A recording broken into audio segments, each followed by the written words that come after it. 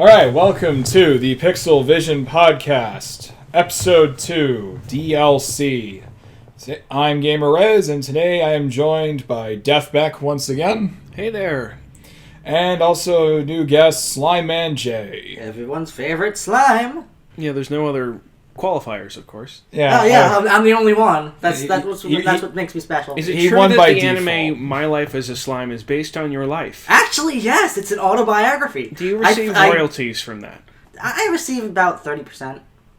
What's 30% of nothing? You.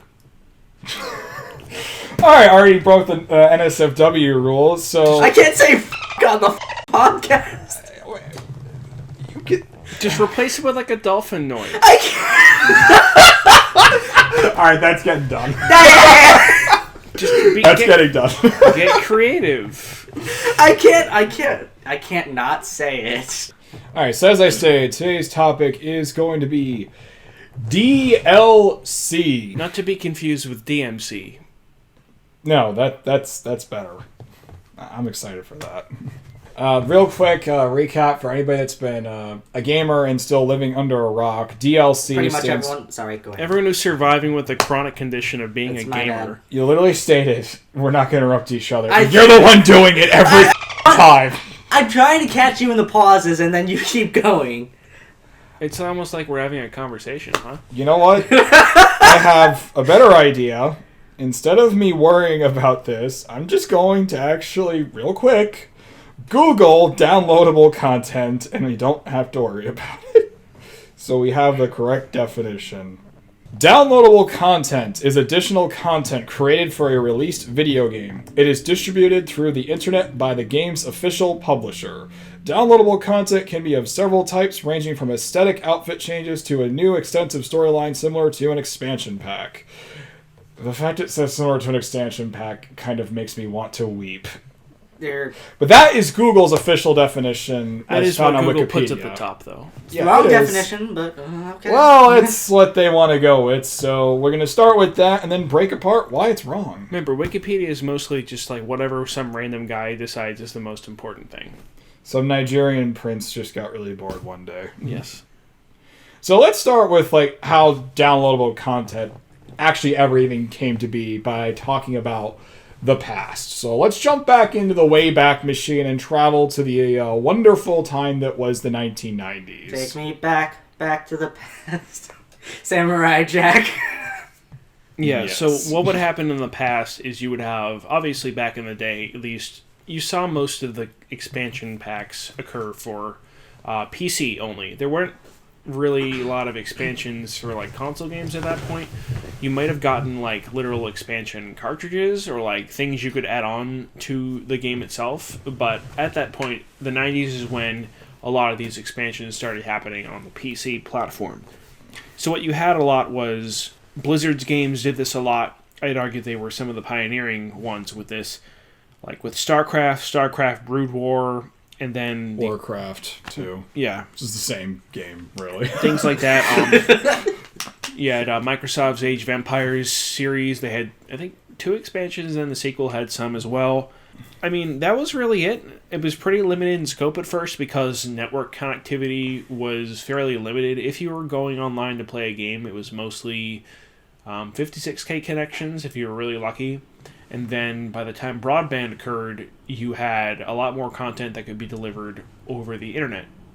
Right. One thing I want to mention, though, is we did have early forms of DLC in content form with very limited, not well-known services like Sega Channel in the US as well as the SNES Satellite in Japan. Satellaview, yes. Satellaview, that's what it's called, right.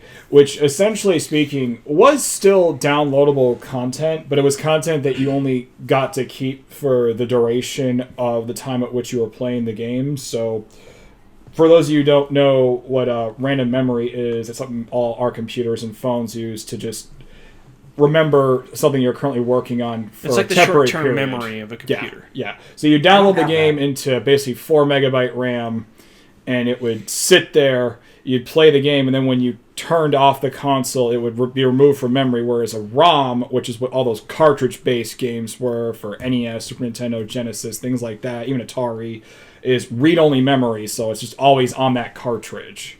So that was really early forms of DLC, because then you could download things like a lot of the Mega Man Wily Wars and stuff, for example, and some games that were only available on the Sega Channel, as well as what like SNES. There were like Zelda games, which we now do have because somebody got quite a few of those ROMs and backed them up. An interesting note about the Satellaview itself, not only did you receive the games over the air via, like, downloading things on the cartridge, there was also content that would stream to the cartridge live. Like, for example, the version of Zelda that the Satellaview had, BS Zelda, actually featured a live performance of someone reading lines and giving people hints and directions in the game. That's actually very interesting. I didn't know that directly myself, honestly. I know they sell a lot of reproduction cards with it, too, on like, eBay and stuff now. In terms of PC, though, I think a lot of early just expansion packs seem to focus on things like strategy games, as well as just early Western RPGs that were more gear-focused on role-playing concepts of create your own character and stuff. And that was really it, though. FPSs, Doom, Quake, and things like that. I think all their downloadable content was more reliant on fan mods. And Jay, I know you wanted to say stuff about that, like regarding like early days of like Source, Gary's Mod, things like that. Yeah. You want to elaborate further on that? Pretty much for people who don't know what Gary's Mod is, which if you don't know what Gary's Mod is, where the hell are you? It was the predecessor to Source Filmmaker. Yeah, right after a Windows Movie Maker. Pretty much, Gary's Mod in and of itself is a Half-Life 2 mod. It takes the Source engine, modifies it, and makes it into its own game. It's one of the earliest versions of fan-made content. Machinima. More. Damn. For those who don't know, machinima is the act of using video games and like the mechanics therein to go and make some sort of content that is unrelated to the actual game story itself. An early example of that would be the use of the original Halo Combat Evolved to create Blue. Red versus Blue. So in a way, even if you're not necessarily like downloading and then playing like this thing, it's still a derivative piece of material that was created from the existing material. But people also go ahead and create mods for Gary's Mod, which more or less turns it into a bunch of other different games as well. You know, Trouble in Terrorist Town, Prop Hunt, more like a hide-and-seek type of game. All driven by the fans and their love for the game. Yeah, because the fans love the game so much, they go ahead and they decide, hey, I want to do this myself. I like this so much. I want to make content for this. Right, and in terms of going back to PC too, most downloadable content was always geared towards usually more massive games as well. So early MMORPGs, when you think about things like EverQuest, RuneScape, and of course eventually WoW, Guild Wars, all of that was Minecraft. No, we're not even at Minecraft yet. This is far before Minecraft. Minecraft's an interesting thing when you think about it in terms of its evolution. But no, regarding these older MMOs, like the first ones, that was where you were actually for probably the first time getting DLC on a regular basis from the actual official developer. As we talked about Gary's Mod and stuff, we talked about Doom WADs. Those are all fan created. Like they initially made the game and then gave fans the tools and went, here you go, have fun, basically. What's funny enough is that Doom almost was open source in the beginning. I'm not surprised. And then right before release, Carmack wanted to make it open source, and then the publisher was like, you know how much money you could make off of this? You need to go and protect it. And that's why id Software exists today, arguably. But even then, Doom, I think, became such a big open source thing regardless, because Carmack went and released the source code in the late 90s. But still focusing on the past, though, we didn't get really any DLC as a prominent thing. The term itself wasn't even coined then, or at least nobody was saying it, until we started moving into the console generation where online was actually part of the normal experience. So it was first experimented with the PS2, GameCube, Dreamcast, Xbox generation. So we're talking the early 2000s. Oh, one more note I wanted to make. A predecessor even to the Sega Channel and the Satellaview, I'd argue, was there were some instances for the British like microcomputers like the Commodore in which they would actually broadcast a program over the air on the radio, and then if people recorded it and put it in the cassette reader for their thing, you could go and play a game. Oh yeah, I do actually remember reading about that a bit. It's Technically, sounds like an absolutely awful. to it. It sounds like an absolutely awful way to do that, but It's obviously it's not human listenable, but because it can read the data from the sound waves, it's still technically you're getting it over the air. Yeah. It's a form of transmission, even if it's not over a wire. yeah, no, that is true. Data is data, and it can be manipulated in multiple ways. Yeah, so I'd argue that would be an unconventional predecessor to that. It is fascinating to think how that's like the same technology, essentially speaking, that you guys have like a telegram. Then Yes. that is really fascinating to think people were even doing that. Plus, But- one thing we didn't mention is also, while the PC was experiencing all these expansion packs and stuff, are we going to move on to the next generation? Well, I wanted to first focus on how Wanted to get to the the last middle. part with the past was PlayStation 2, SOCOM, Xbox Online, that stuff. That's when it started slowly happening. So, could I segue from the expansion pack stuff on the PC to like? We should early- probably differentiate between what is DLC and what is an expansion pack, because they are two different things. They're They're similar, but they're different. Expansion packs more or less build on the original experience, while DLC is just, it's Enhances. just kind of thrown in. It should enhances. like DLC. Well, I was going to get to that because of the fact that with early console DLC, that was the purpose it was originally. Yeah. Like To use- Oblivion. Yes. But Yeah. I was going to get to that. We To didn't get use to the that. metaphor of a house, an expansion pack would be a new room of the house. DLC would be new curtains for the house. Exactly. Yeah. That's a good way to put it. That's a good analogy. Classically. Yes. That's a good analogy, and that when we get to on-disc DLC, which is now present, then we'll... That'd be like dive hiding into the that. curtains in the closet from like your spouse and telling them later, like You a, need the a key. month later. Yeah, like here, you need the key. You didn't get the key, you can't open that closet. Fuck you. Hey, you broke your own rule. No, you can do it a little I get bit. a free fuck. No, you can do it a little bit. Just, You don't get just- a free I, fuck. I just don't want... That's not a good idea. No. This is getting cut. It's like, here's a coupon. Go crazy, One boy. free fuck. Must be your age. Yeah, there's a terms and conditions underneath the coupon, all in fine print. Must be your age. Must be at the same level of attractiveness as you. Must have the same income ratio. Must have the same Terms and conditions apply. See online for more details. But yeah, I want to. Punishable by law.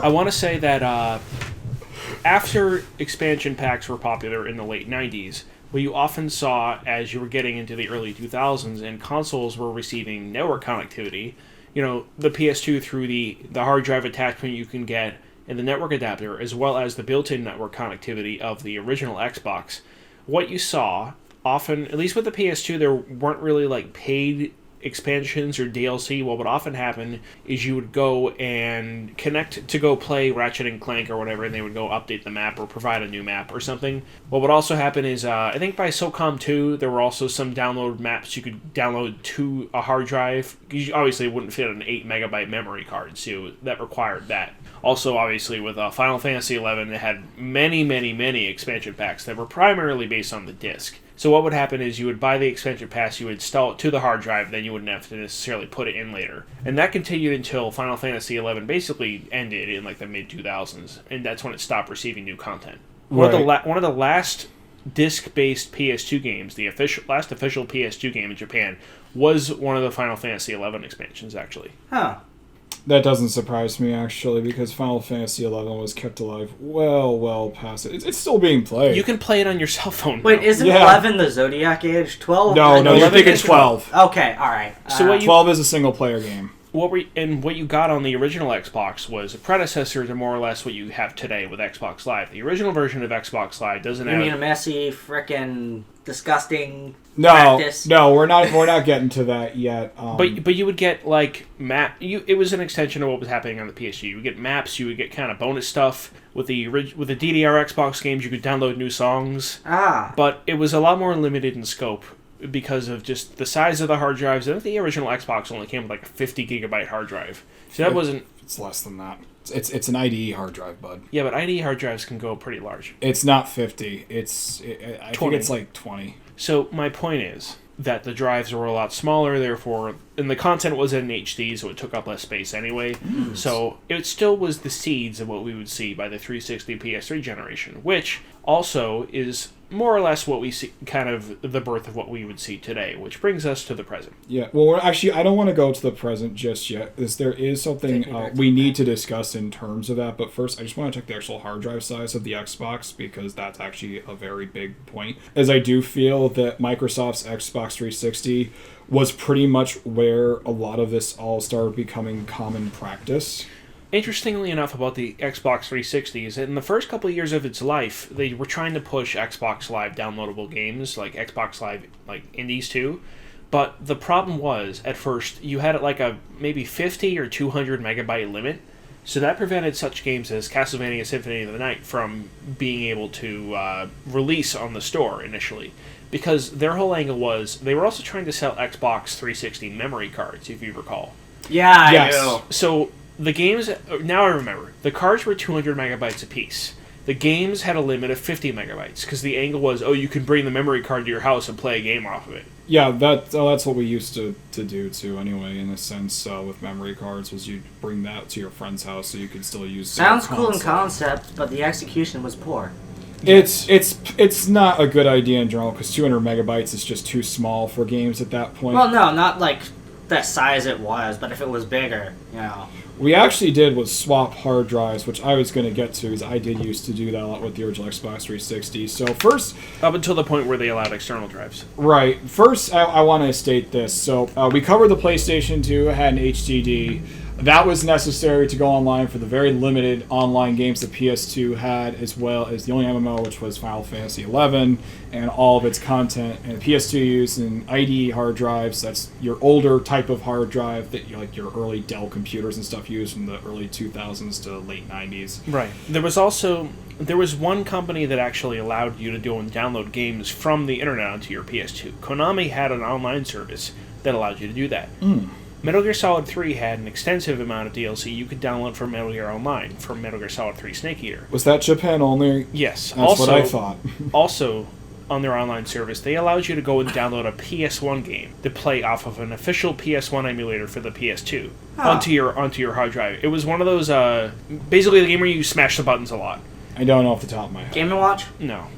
Oh. It was one of their Konami... We'll figure it I get it. It's not that important. I can't remember but I get your Bishibashi. It was point. one of the Bishibashi games on the PS1. You could download from the internet onto your hard drive. Oh, okay. From a Konami portal you access from your PS2. So, what I want to explain now, though, going back to what I was saying with how I feel the Xbox 360 is really what influenced what is now today's current situation with DLC, was how it transitioned to it. So the original Xbox had 8 gigabyte, after format, really 10 gigabyte ID hard drive, which mainly was just used for storing just game save data and... Your gamer profile. Yeah, you had a profile for Xbox Live, but it wasn't anything super special. It was very bare bones basic, your name, your address, that's it really. A description. That was all for early online play, but the original Xbox, they didn't really envision downloading much to it outside of that. The hard drive was mostly used...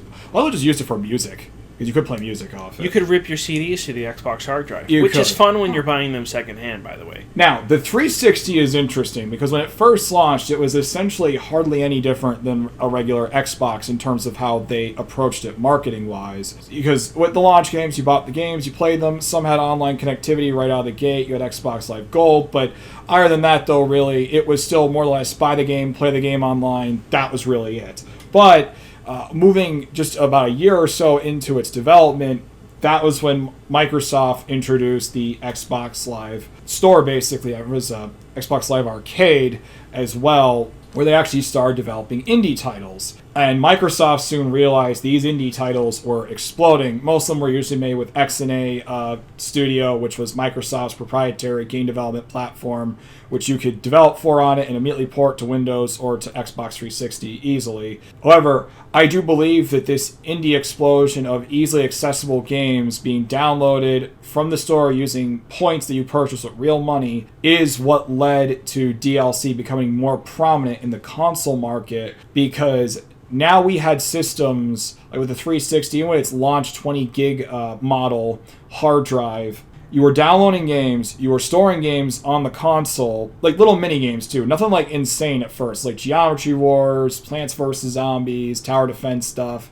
Really simple things that you could get on a PC for years, for the most part, but were now available to console players. And I believe this is what made developers realize, we could take advantage of this service beyond just a few niche games here and then. And I think where this really exploded was stuff with first-person shooters. Gears of War, Call of Duty, they were the first ones to introduce maps on a console basis for shooters for the first time that was mainstream. I do believe SOCOM might have did something like this with the PS2. Yes, they did. But this is where it was like the norm, like where it started to actually become common. And then Halo 3 came out. I would say that was the point where the floodgates were basically open.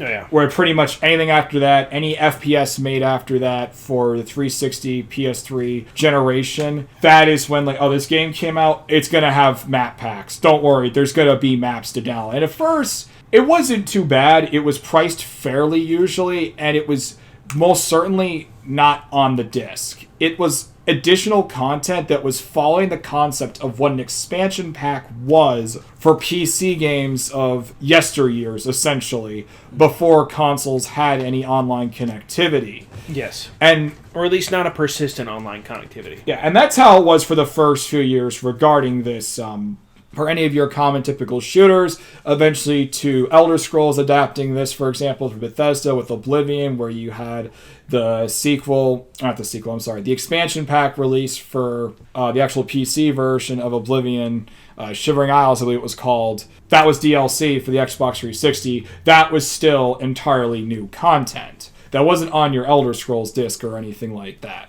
So DLC in its early forms, especially for the console generation that it was developed for, was serving as the evolution of expansion packs. Hey, you don't have to go out and buy a disc anymore for this game you already own. You can give us a little more money and download it, and it was new content.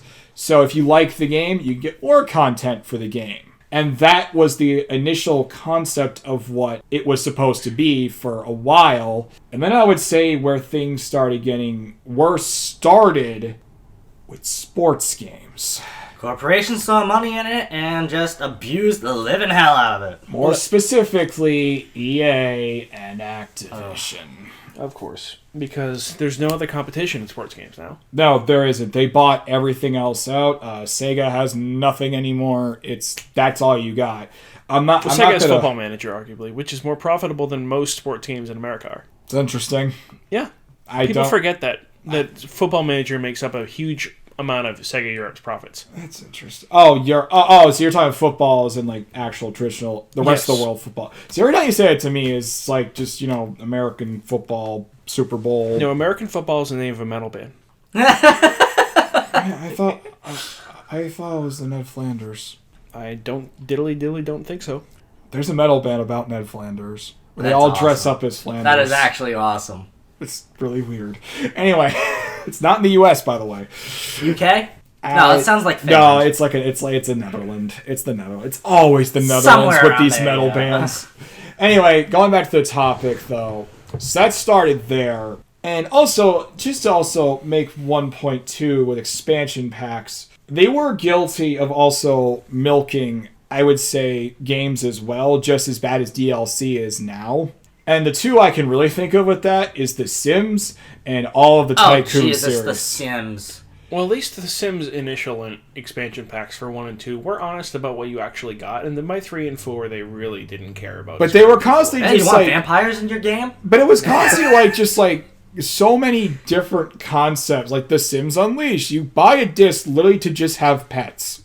Exactly. Now, I'm not really a proponent of The Sims or anything. I don't really care for too much simulation games, but I do understand the place and history of that, as well as the Tycoon games, and they literally were just selling... It was new content, but it's just a sense of paying full price for the game and then paying full price for such small content. Because those expansion packs cost basically the same thing as the game. $60 for pets. Yeah. That's I don't think ridiculous. It was 60, but it was, because the PC games were was still cheaper than console games then. Sims 4 was $60. Was it really? Yeah, it was. Plus, it didn't have pools. Oh yeah, no, Pools was just another DLC expansion, and then there was one where you could pay $20 to marry Death. Great. Alright. Still focused on the Xbox 360, PS3 generation. By the time I would say 360 was making console DLC as new addition to especially popular games, these shooters, Western RPGs, and some JRPGs as well. The same thing carried over to the PlayStation 3 a few years later with the PSN network. The PlayStation Network. PSN, whatever. PlayStation Network, yeah, basically PSN. They were following the same basic patterns with that.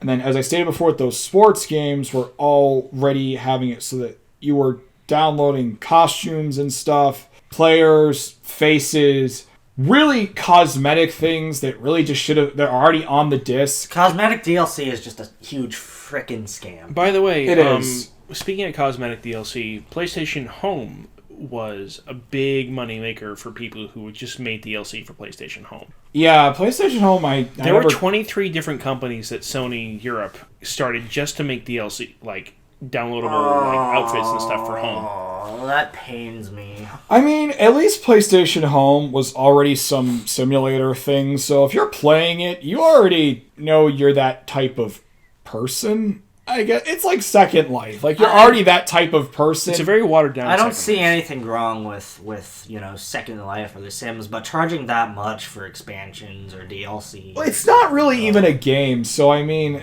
I don't consider PlayStation Home a game. So I mean, I'm not as bothered by that because, quite frankly, I think the people playing that already are aware of what that is. I'm always more a proponent of, if you want something to exist, then please just go make that thing. Don't take something that people already enjoy the way it is and completely mutilate it until it's no longer what its original intent was supposed to be. Unless it's open source. Well, yeah, actually, open source, technically speaking, still fits the concept of make your own thing. Open source means take this and do what you want with it without altering the original intention. You're adding on to something, not removing what made people enjoy it. And I'm going to get onto that by stating, after sports games, other companies saw this as a way to make more money and to make development a lot cheaper. And we move on to on-disc DLC, which is where DLC now was no longer just something you downloaded to add on to the game, but was essentially a virtual key that you had to pay more money for to actually access the content. And I can't think of a better controversy than Marvel vs. Capcom 3.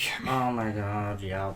So starting with that, Marvel vs. Capcom 3 was probably the first actual times where it was put in our face that there were characters locked onto this game that you could not get initially by buying. And years ago, originally, it was you had to play the game to unlock the characters. You had to beat the story mode, fulfill some kind of, be rewarded for your efforts of enjoying the product that they gave you. Now it's, nope, give us money. It was also on disc, as well as you had to go and promise to pay $60 on the day the game came out to get it. Yeah. What's even crueler, too, is the fact that they'll re-release it a year later with everything for cheaper. So if you bought it new to support the developer, you got slapped in the face anyway. Yep, they did that with, what was it? They did that with pretty much every game that came out last year. Yeah, it is the norm now. That's why I want to... Also, another fighting game example was Street Fighter X Tekken. Had like 5 to 7, I don't remember the number, DLC on-disc characters that were not even going to be sold until like 3 months later, and then fans complained so much that Capcom was like, okay, whatever, just here, stop, Yeah, it was Street Fighter 4, I think started pulling that stuff as well. Yeah, it wasn't nearly as pernicious as I think it was just cosmetic stuff at first. Yeah. It was on the disc, but it was just costumes and everything. Or what you often see now is a game updates, and then there's content in the update itself that you can't access until it arbitrarily becomes... I hate that. I absolutely hate that. Yeah. I'd argue that's the evolution of on-disc DLC, because increasingly we're seeing games sold digitally, so therefore the concept of on-disc DLC is becoming more or less phased out, I'd argue. And for the last few years of the Xbox 360 and the PlayStation 3's generation, because the Wii, technically speaking, did not have the power or the audience to do these things, so that didn't get affected by it. So when we're talking about DLC, it's mostly really just contained to the, I guess you could refer to them as the powerhouse systems, because Nintendo just kind of likes to do their own thing at this point. They did jump in a little bit later, but they're not the worst offender. They're not as bad. They're not charging for the Mario outfits in Mario Odyssey. I can't think of a Nintendo game, honestly, within that generation to this one, for the most part. No, actually, there is one example I can think of. Because of my girlfriend, Fire Emblem. Oh yeah, no. All of Fire Emblem's DLC on the DS, 3DS actually specifically, because the DS games I think are fine.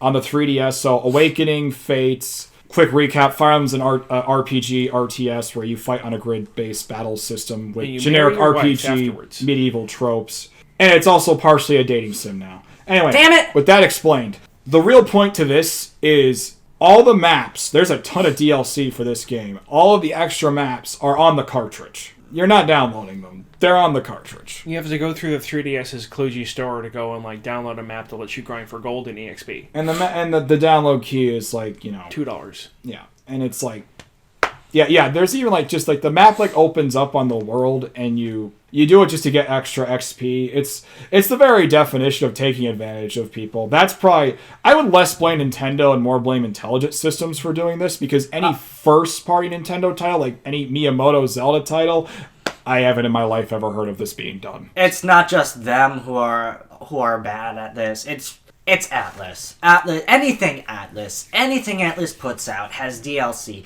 and they overcharge ridiculously for their DLC. The Persona 3 through 5 dancing games on the PS4 have... They're just scams. I don't... There's $50 of costume DLC as well as song DLC that's all in the game, but you can't access it. Yeah. Oh, yeah, of course. And all the frickin' Persona games, too. Because Atlas, essentially speaking, almost went bankrupt and then got bought out by Sega, I honestly think they make all these spin-off games to just recuperate their losses for how much time they put into the development of the main title series. It's not just the spin-offs. I mean, I can forgive them for actually making the spin-offs. It's gonna appeal to some audience. It's not my thing. I think it's stupid. I won't buy them. Not to divert too much, but Persona as a series I don't think necessarily would work if the games came out faster, because a big part of their appeal is how in-depth and realistic they seem. Yes, that's why I said these spin-offs are just them basically taking the same engine, the same models, reusing them, and trying to make more money, because the initial development for their main titles is very, very high. The only thing I could say worse is Final Fantasy 15. Oh my god.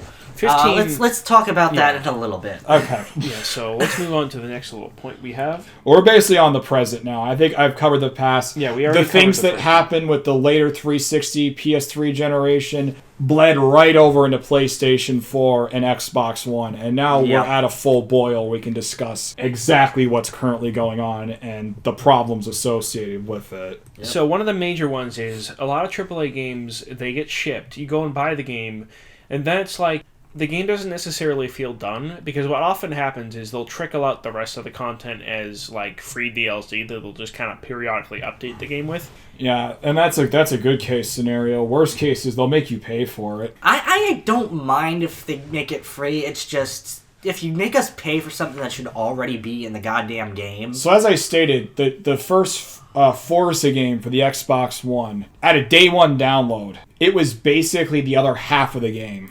It was free, but they literally forcefully shipped half the game on the disc and the other half is it. So if you bought the game and didn't have internet that day, you couldn't play the game. It would not start. Well, arguably, a lot of the way that the brick and mortar shipping a disc to a store to you can buy it in person system works is they have to spend a certain amount of time manufacturing, packaging, shipping the game to retailers, and then waiting until a street date to go and actually sell it. And a lot of time that could take months. So therefore, I understand when they might get to a certain development milestone and then say, okay, this is going to be what's going to be on the gold disc. And then they add the rest of it on the day one update. I understand that, because it's not as if a game development stops when the game goes out and gets pressed onto a disc.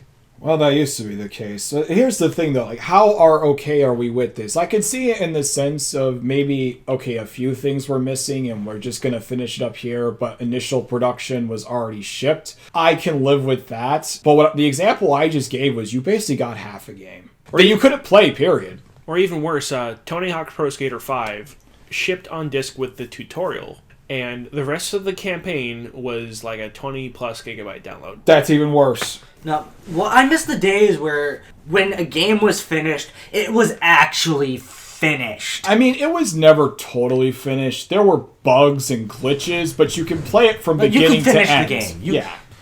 If you can't finish the game, it shouldn't be shipped. Like, there's revisions of even cartridge games and stuff with, like, stuff edited that, only people insane like myself and majority of YouTubers that will go into hour-long explanations of why each version is different because the blood is a different color in a later N64 cartridge of Zelda. That's just minor, though. Yeah, but the point is, development never finishes, but minor is exactly the word I'd use here. I wouldn't call downloading the entire damn game after the tutorial minor. No, that's pretty freaking lazy. Plus, what you're also seeing is content in the game that isn't necessarily, like, missing, but what happens is it's, like, streamed from the internet, kind of live. So one famous example is Quantum Break, which is a game that is based around the structure of you play the game, you watch a TV episode, and then you make a choice, and then that affects the story, and then you bounce back and forth. So the TV episodes, you have an option of either downloading a 50 gigabyte HD version of all of the cutscenes, the 20-minute episodes, or streaming it online. I think we're going to see more and more of that because I think for a lot of games, it'll save on like making like extra layers of a disc. I think that's actually stupid. You get a game to play it, not to watch it. There's visual novels, but you're not watching them. You're more like reading. There's interactivity. When you're sitting there watching 20-minute episode, there's no interactivity. You're not doing anything. There are some PC indie games that instead of it like an interactive tutorial, it'll forward you to a YouTube video. No, that's outright stupid. That's lazy. That is absolutely lazy. That is what famous game from Cliffy B, Lawbreakers, did. Instead of a tutorial, like for each character, you would watch watch these characters do cool things thing, and it didn't teach you about any of the controls, how they're good in combat, what they do in combat, their role in the team, etc. That's lazy as hell. Cliffy B Lawmakers, you said, right? Lawbreakers. Lawbreakers. Lawmakers Cliffy B was the game developer. Lawbreakers.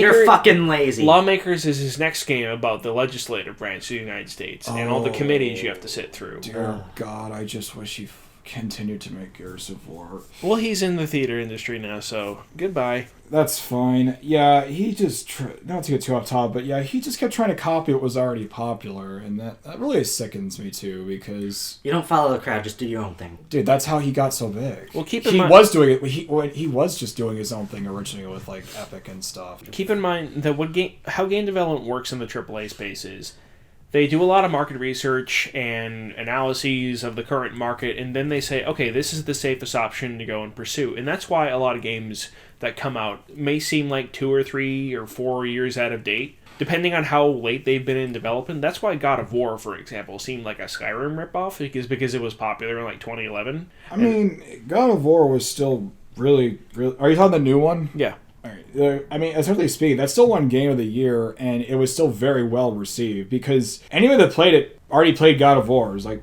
all right, we like God of War. At least it still was God of War. And it didn't try to be anything else. Even then, it's a good entry game to the series. Yeah, you could play that and not play the others and enjoy the hell of it, and that is good game development. Yeah. My point is that a lot of this like content being locked on the disc you pay later is probably just another bullet point in their design document that said, okay, this will be included, this will be paid for later. Yes, and so they have to plan all that in advance. They can't do a lot of it on the fly anymore, unless you're an indie and you can respond to things right away and make content on the fly. Yes, and that's also, you could tell the difference between a product being developed, because there are still products, you can't deny it. Yes. A product being developed with thing. passion and actual interest behind it, and when it was basically a board of directors checking a bunch of boxes. AKA just about anything shoved out by EA, Activision, and to a lesser extent, Ubisoft. Oh yeah, Slime, you wanted to mention the Dragon Ball FighterZ situation. Oh my god. Yeah, might as well. I'm about to go off on that. Go ahead. Alright, first of all... For those of the uninitiated, Dragon Ball FighterZ is a new fighting game from Arc System Works.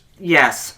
based on the Dragon Ball franchise. Yeah, and one thing I should say about it is, just before Jay goes off on about the actual DLC problems that it has and how it takes advantage of players, is prior to this game coming out, Dragon Ball games were always geared towards actual Dragon Ball fans first and were fighting games second. So they never really were focused too much on their mechanics being balanced or anything, where the fighting game players, especially the hardcore, like competitive EVO players, would enjoy playing the game. Fighters was the very first series to be worked on that was a fighting game first and a Dragon Ball game second. And that could be what led to what he's about to go off on in 3, 2, 1, go. Well, first off, let me start by saying I don't blame ArcSys for this game. I blame Toei. Toei and their frickin'... Toei is the company that owns the Dragon Ball IP. Toei owns the license to all the Dragon Ball games. Bird Studio makes the actual anime. Yeah, first of all, let me just say, I see your tweets. Back off. I have been blown up about this one game way too much. And let me tell you why. Dragon Ball FighterZ is outright lazy. They have maybe 15 characters on disc. The rest of them, let's see, Vegito and Goku Blue, they're DLC. And they were... Isn't Goku Blue on the disc? Goku Blue and Vegeta Blue are both on the disc. But I think you can only unlock them through DLC. Everything DLC, the season pass, all that, it's all on disc. All the characters, Broly, Kale, Khalifa, Hit, all these characters are already on the disc, and they want you to pay $5 each, for the characters. Even the launch disc that I paid $60 for. It's a full price disc. You're paying for a full price game. Okay, and everything is on the goddamn disc. I think what they might be trying to do is, there's a new philosophy in modern fighting games in which I think the publishers are like, okay, people buy a fighting game with X amount of characters. They might only play one or two. They might have a main. Therefore, people don't necessarily have to buy the characters. They don't have to necessarily have all the content, is what they might be thinking. But it might not necessarily be what the players want. That was a thought, I believe, going back to the PS3 360 generation with the earlier Mortal Kombat and the Virtua Fighter series. Actually, a real good example was the new Killer Instinct, where you literally had to buy the characters piece by piece. Yes, because there was also, I believe the Dead or Alive series had the starter edition, in which you could pick between, you could pick one character, and then you could go and pay for the rest piecemeals. But you know what? Again, the difference there is you add all that up together, and you get a full-priced game. That's fair. I'm sorry. I'm sorry, but when you charge $60... When you buy a full price game with half the characters I know, that you're supposed to have. But the new model is if you're playing online, meaning you don't care about the campaign, why would you pay $60 for all these characters you're not going to play? Why don't you pick one or two and then you go play online? It doesn't matter. $15. You should get what you're paying for, and you're not. Yeah. It's a scam. It is a scam. Killer Instinct did that with the Season 1 and 2. They have an interesting model, which Rez should go and talk about. Yeah, that's what I was trying to say. You're absolutely correct. I am agreeing with you on it. What I'm saying is, though, in the case of the Killer Instinct model, though, when they initially released the development for it, that was Rare, I believe, that took it on, right? Whatever was left of Rare that Microsoft No, it was owns. Double Helix. Was it Double Helix? Oh, okay. I thought they were still using what was left of Rare that Microsoft bought. No. Well, anyway. It's a Rare IP that Microsoft owns. Oh, I know it was a Rare IP, yeah. It was Double Helix, by the way, before they were bought out by Amazon. Okay, I see. Anyway, my point, though, with it is, regardless of who developed it, is that the newer Killer Instinct that was being released, the concept was you were to download it to pay for, I think it was like $15. You got 2 characters. You could buy the rest of the characters for a couple bucks each. But if you bought all the characters, it was the cost of a full-price game. That's outright scamming. How is it scamming? No, listen to me. Think about it. You could buy Killer Instinct for $60, or this game was not a disc, by the way. Oh, okay. I think I get what you're saying. Yeah, They sold a disc edition of the game. They did, and it was basically like $40 probably at that point. And it came with all the characters. But the point was, even if you bought all the characters, you're paying the price for a new game. You are not spending extra. If they used a season pass model, if you add them together, that again equaled a full-priced game. Either way, you were not spending more than what all the content together should be worth. In the case of Fighters, you are spending full price on a game, whether disc or digital download, and I actually think digitally downloading a game for full price is absolutely insane. because you don't get a physical copy. You are not getting everything on the disc, and then you are being forced to pay for more of the content that is still on the disc, and you are basically spending far more in this game was ever worth to get the full experience. Let me touch just a little bit more on Dragon Ball FighterZ, and then we can move on. Yeah. When it comes to Fighters, everyone is using the DLC characters. No one uses the characters that it comes with.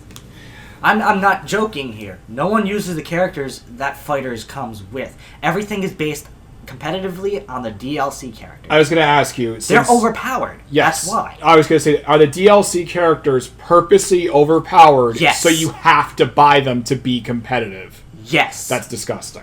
And that rules out his concept of buy the characters you want, because Mike, your analysis of that makes sense from a casual consumer standpoint, but competitive players, they need access to everything. They have to practice. But who in...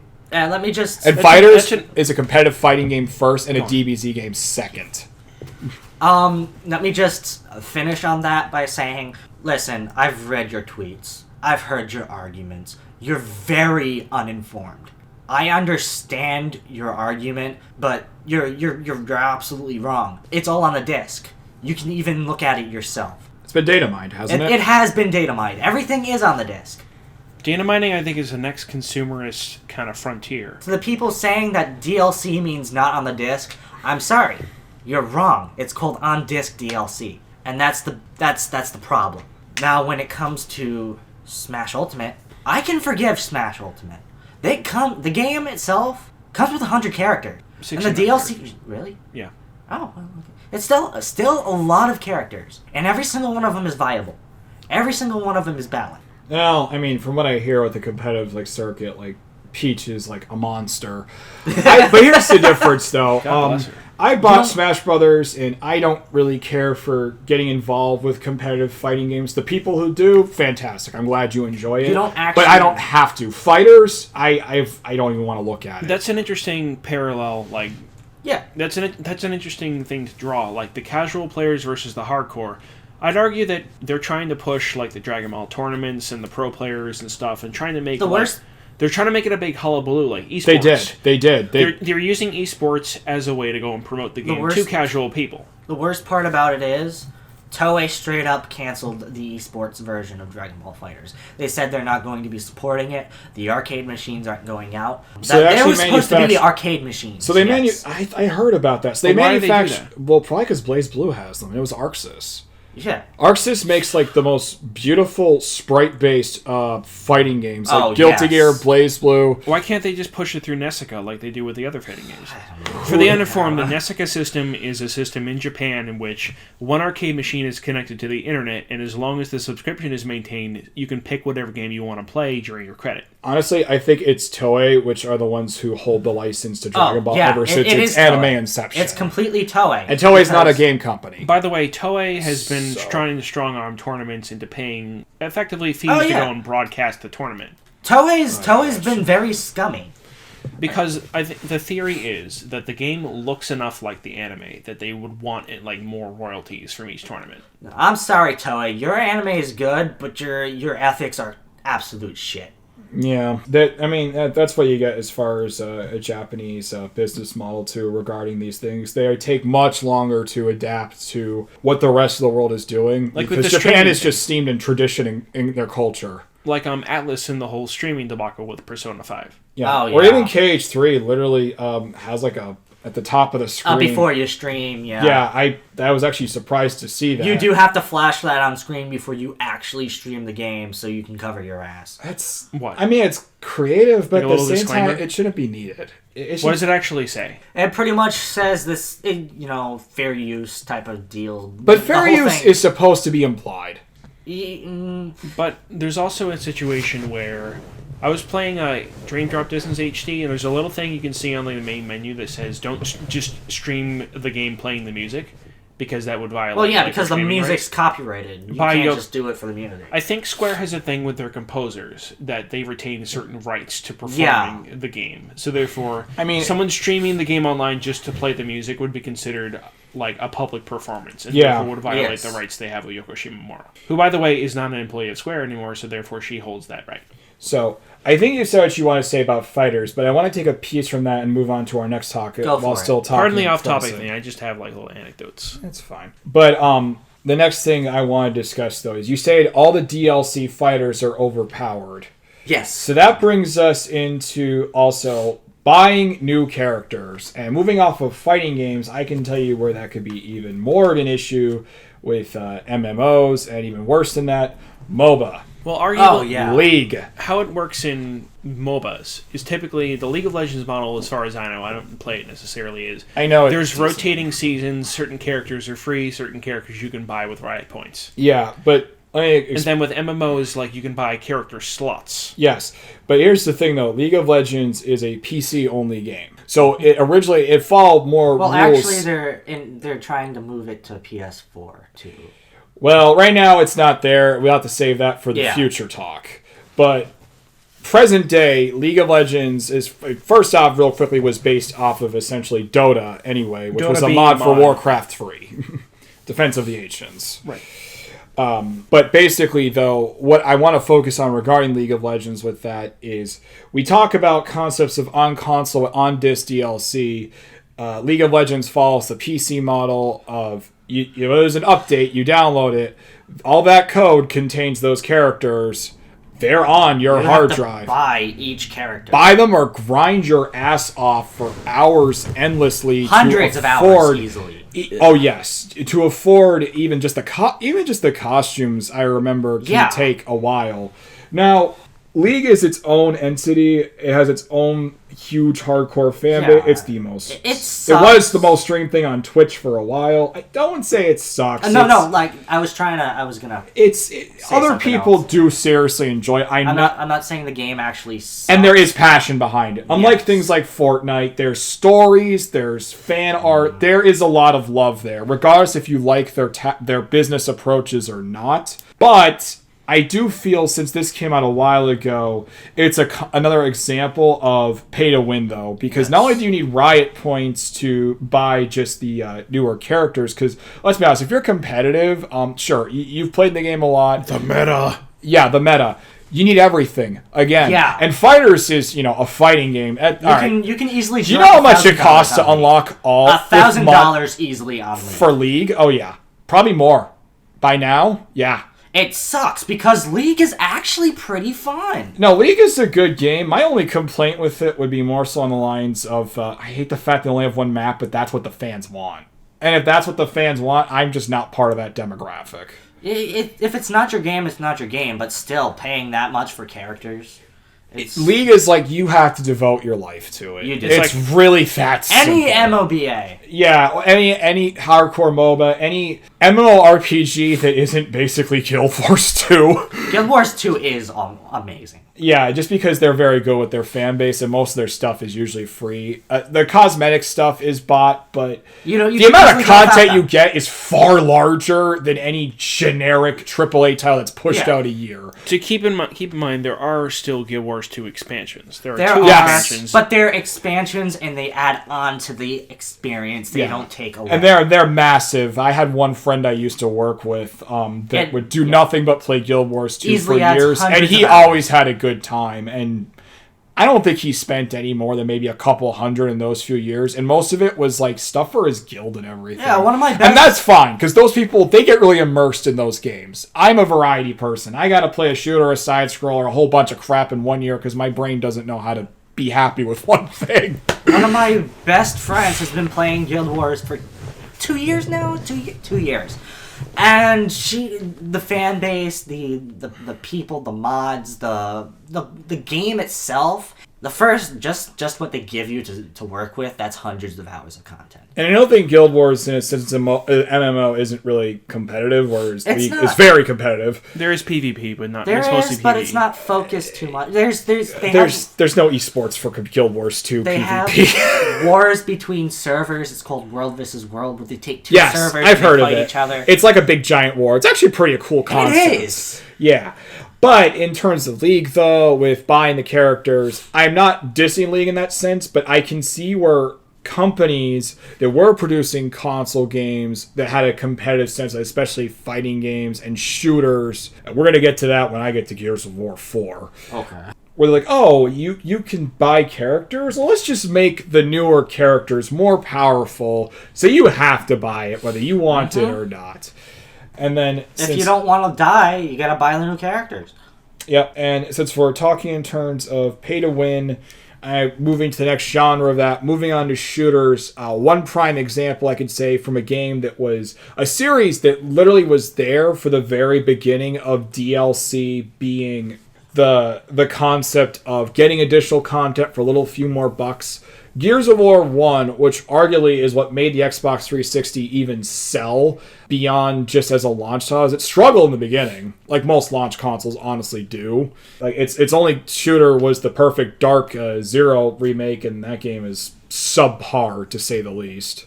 Compared to its original. You want a good laugh? The physics in that for when enemies die is an absolute riot. But Gears of War, and then like Halo 3, original Halo 3, not ODST, which was supposed to be DLC, by the way, turned into a full game. I'll get to that. It was just, here's some maps. It was like $5. New content, definitely not on the disc. Got it, because it was decent download, especially back when we didn't have, 100 Mbps down. It was like Verizon DSL. It wasn't that great. It was better, but it wasn't that great. For most of us anyway, back then. And I'm talking around 2006 was when I think... Actually, yeah, it was about around that it was released, because Gears 2 came out in 2008.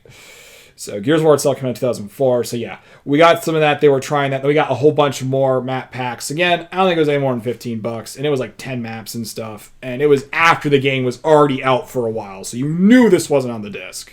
It was data mined eventually and confirmed it was not on the disc, from what I can tell. The same cases, I think, with 2 and 3... I don't believe those practices carried over, and Judgment wasn't even developed by Epic Games, so I'm not going there. That and Halo 3, literally, with ODST, ODST was supposed to be a 3-hour campaign. It was going to be expansion DLC to Halo 3 that was forced by Microsoft to be sold as a full game. And because the game was so short, they took all of the maps from Halo 3 and the DLC maps and made it a second disc in that box that you bought for Halo 3 ODST for $60. You want to know what this was an early example of abusing the concept of DLC. You want to know what in the worst way. You want to know what else they did that with? What? Metal Gear Solid 5 Ground Zeroes. Getting to that, yeah, that was a stupid idea too. But Kojima was forced to ship off a pretty much demo as a full game. Yeah. I didn't buy it. I didn't even buy 5, which I probably should. You should. 5 is beautiful. 5 is amazing. I just borrow from you, honestly. I have it. I don't have it physical. I have digital. Okay, I'll buy it. I'll probably find it for $20 soon at this point. It's like... Complete edition's like $30. That's fine. That's I'm totally fine like paying 20. it. That's fine. I will literally watch a video of the Ground Zero thing. I'm not paying for it. You don't need to. It's a waste of time. Yeah, you can say that real quick. Yeah, Ground Zero is what, 3 hours for $40? Ground Zero is one map with 10 different missions. Yeah, how much was it? And they charged in the beginning $50 for it for a demo. And how long did it take to complete? It took you maybe 2 or 3 hours to complete. That's disgusting. And there's nothing else on it. That makes That's Halo Konami. ODST. It makes Halo 3 ODST look like this is what made a godsend, because at least you got the multiplayer still with it. This is what made Kojima want to leave Konami. Among other things. Go ahead. Among other things. I mean, I'd also argue that the main Metal Gear Solid 5 game had a lot of weird stuff in it, like the FOB system, which you had to micromanage that actually beat the story. I actually did like the FOB system. It was nice. It was a nice touch. It was pretty much, you went around the map shooting people with sleep darts and then filtering them to your base. So you recruited people and either forced them to work with you. And it was a good way to develop and forage and build up your base. I like the base building aspect. I haven't played it, but I've seen videos of it, so I don't see an issue with it. To me, that just reminds me of like doing stuff like Dark Cloud or something with building a world. There was actually a multiplayer aspect of it. Going off topic a little bit. For 5 or Ground Zero? For 5. Okay. There was a multiplayer aspect there where you could invade another person's FOB, another person's base, and steal their staff. It was really fun. because they had the staff walking around the FOB, and you could just shoot them and steal them. You could even steal. You could even Fulton off, like if the person was online, they would see you in in their base, and you could Fulton them off and make them work at your base. Right. Before we continue with shooters, I'm going to switch over to a genre because there's one thing that's very common to shooters as well as other things that I'm not going to get to yet. Let's talk about RPGs, and most specifically, let's talk about JRPGs. Western RPGs mainly stick to the tried and true expansion pack formula. Like Most of them. That's a lot of Bethesda's games are pretty famous for that. Otherwise, there are some DLC pieces you can get for like The Witcher, like Witcher 3 and Witcher 2. But a lot of The Witcher 3 has a lot of DLC. Yeah, but the point is that they're discrete units. They're not like selling little bits and pieces of it to you like JRPGs like to do.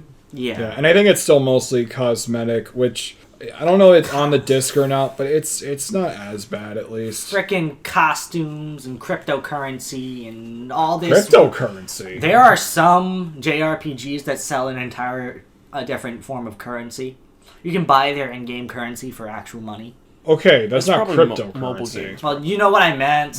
No, I don't, because cryptocurrency is a totally different thing. You mean a fictional currency? Yes, that's you what mean I meant. digital currency. Digital, yes. Shush. So, what I would say about JRPGs and DLC is, most pertinent example I think would be Final Fantasy 15. But 15 in a lot of ways is I think a Japanese company trying their very best to make a global game. Yeah. A game to appeal to both Western and Eastern players. They frame it as for first-timers and fans, but I think you could read that as Western and Eastern fans. Yeah, and it basically, instead, it appealed to nobody, really. It didn't. How it worked is, when the game came out, the day of, you could buy the Season Pass, which included episodes that expanded upon the backstories of the main cast, primarily the 4 boys that you start out with. But then, they announced additional DLC for the game that would expand on some of the side characters, but that DLC was pretty unceremonious. They had a live stream and they said we're canceling all but the one about the villain, which felt very strange. I think it's just because 15 in a lot of ways I think was they were trying to force it more than really anyone was receptive to it. It suffered from what was it? Content saturation. Yes. Not a lot of people are really attached to that world because the world itself isn't necessarily the most fertile for fans, really. I wasn't attached to it in the least. A lot of people just make jokes about 15. Not a lot of people are really engrossed with the story. The story does a lot of things that Final Fantasy games don't do. I give it that credit, but I think the DLC isn't really... It reinforces the themes that are already there, but more or less, there's not a lot of... I don't think there's a lot that people are going to remember about it. Not really. It's kind of like 13 in that aspect. Also, not like in terms of quality. I mean, in terms of I think 13 at least was more of a complete product. 13 was their. I'm not going to say I enjoyed the damn thing because the story is all over the place, as is the fighting system. But the game was beautiful, and I could definitely look at it and say, well, this was still Final Fantasy.